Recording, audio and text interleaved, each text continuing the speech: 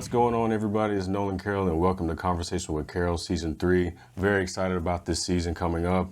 There's a lot of information that I've been able to learn from the first season and the second season, and just different things that have gone on in the past couple years. And I'm going to be able to share them with you. I think a lot of the projects that I've been a part of and different experiences and relationships with people, I want to bring to the table. I want to share them with you because I feel like there's a lot of info, there's a lot of value that can help you, and you can help somebody else with this. The one thing that I really ask from you, and your responsibility is to share these things that you do learn, because I think they are vital. And anytime we are learning a life lesson, it's always important to apply that as immediately as you can. And then when you do that, be able to share that to somebody else so they can go and motivate someone else, because we're in this world to help people change. And if we can help people change, we can make the world a better place. So definitely excited. Can't wait to share some more stuff with you guys, so stay tuned. So today I want to talk about a couple of topics. One being the main one, and that's confidence. And anything that you do, it requires you to believe in yourself that you're able to get things done. And the only way that you can do that is by constantly repeating certain mantras and telling yourself that you're capable. If we're confident, we feel like we can do many amazing things. When you don't feel you're confident, you limit yourself. And I want people to break those limitations. I want people to understand that they know what they're capable of. And it really comes back to the mental that you tell yourself every single day. I know when I wake up in the morning, the first things I like to tell myself is it's going to be a great day.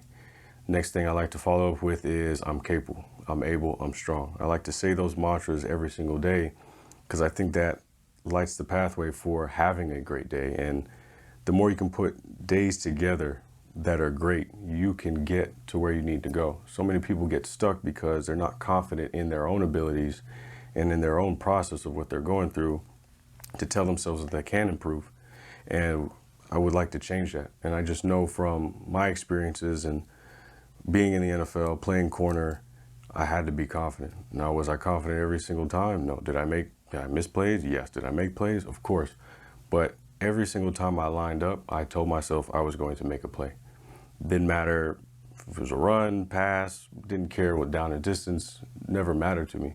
As long as I knew I was going to be locked in to make a play, and I knew that all my training, my film study, workouts, all those things were a combination of me feeling confident. And if you're starting a business, if you're working with a group, or you're on a team, the biggest thing you need to do is believe in yourself. Because when situations arise and obstacles come at you and adversity really hits, you got to be able to know that you can take it on, because you have a confidence in yourself to have the capabilities to do what you need to do. So this all stems from that and confidence. And in my book, It's Up to You, that's the first chapter. And that's really the groundwork of what you need to do so you can be successful. We all have goals. We all have dreams.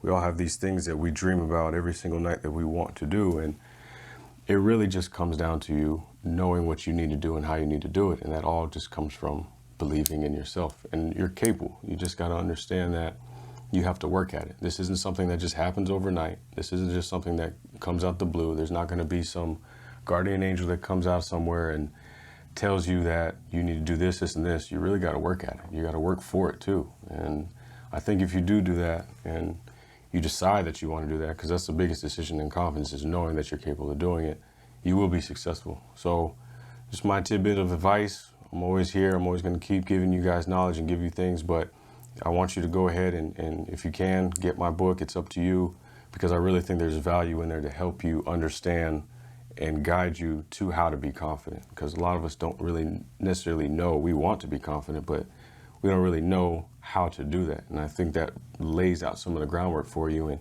it's not an end-all be-all for it either. I don't want you to take it line by line, but it's just an initial roadmap, a guideline for you, and then you just take it from where you want to go from there. So definitely be confident in yourself. You are capable, you are able. So anything that comes about, any type of obstacle, any adversity, just know you can take it head on. And if you want to start something new, get with a new group, move to a new city, be confident you're able to do it, and just take it from there. I want to take the time and go through in this part of the show what I've been involved with really the last year, and that's been the Jacksonville Athletic Academy, and specifically within the community, not necessarily football. I'll leave football for another time. It's more about the recruiting process and the academics and the parents and kid relationship when it comes to recruiting. And I didn't realize how hard recruiting was until I actually got into it. But another thing that I found out was parents aren't educated on this process. They're not educated with academics. They're not educated with the NCAA clearinghouse. They're not educated on how to get their kids to apply for financial aid, how to enroll in school. And as I was talking to each one of these kids, I was seeing that nobody's educated in it. And that's the reason why a lot of student athletes aren't able to leave from high school going to college, because of that lack of information. So I just want to take the time and in this season, let parents know, let kids know that are tuning in, that I want to show you and guide you and educate you on this process. So even if you don't come to JAA, at least if you go to another school, you know what you need to do. You know how you have to enroll in class, what you need to do for financial aid, what you need to do when you talk to your guidance counselor. I think those checklist things are important because they're simple things. And I see it almost every single day since I've started coaching, is kids missing out on an opportunity because they're not doing the little things. And it's the little things that really matter in this whole entire process of creating your future. And when it comes down to it, it's just understanding what's out there for you and what you need to get done. It just takes a little bit of work. But for the parents, I really want you to tune in. Players, if you're watching this, let your parents watch this so they can at least understand in this segment how to get things done to help you. And also too, just reach out to me. I'm more than happy to help you. We got coaches, got administration that's all on board to make sure that you guys are doing what you need to do to continue your careers, because education is important, and you can't just continue to play football without getting your education. At some point in time, every kid wants to go to the NFL. The only way you can do that is to go to college. And the only way you can go to college is have decent grades in high school to get to college. And then you have to at least be able to graduate or stay eligible to play and get your film and then be seen by college scouts. So your education is important. If you put that by the wayside, and I've seen that too many times, guys have low GPAs, can still go to junior college, but they choose not to because they don't know the route. They just feel like, I have a low GPA, now I can't go to school. That's not the case. You have a low GPA, you can still crawl yourself out of that hole. It's just understanding the steps that you need to take, and it will take some work, but that's what I'm here for. So I'm definitely happy that we have this segment on this show, and definitely have some more information that'll help your family and hopefully change your life as well. So thank you again, and shoot, we're out, man. Well, that's a wrap, everybody. I hope you liked this first episode. We got many more, and we got a lot of information that we're about to throw at you, and we really hope you digest it. And like I said, I want your responsibility to be to pass this on to somebody else and give them the information that probably will help them, and then they pass it on to somebody else. But if you can, go ahead and hit that subscribe button, like button, leave comments, anything you want me to talk about, go ahead and leave it in there too.